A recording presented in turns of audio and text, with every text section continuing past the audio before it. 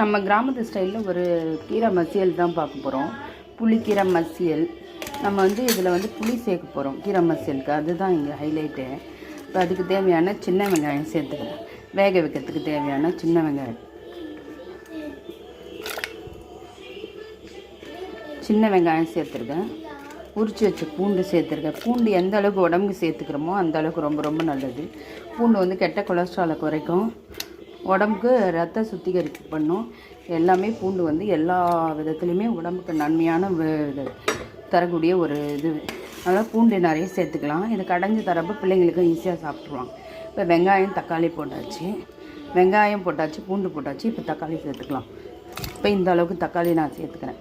இப்போ சேர்த்தாச்சு. இதை வேக வச்சுட்டு வெங்காயம் வெந்த பிறகு நம்ம வந்து கீரையை சேர்த்துக்கலாம்.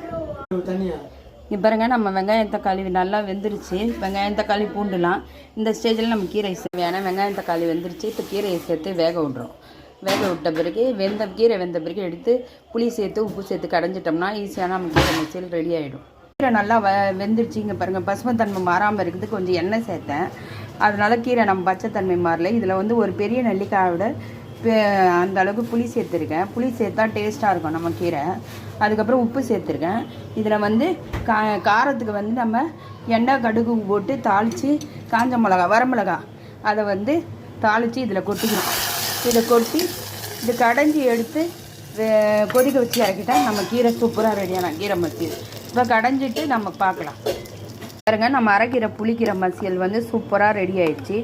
செம்ம டேஸ்ட்டாக இருக்கும் இந்த அரைக்கீரை புளிக்கீரை மசியல்.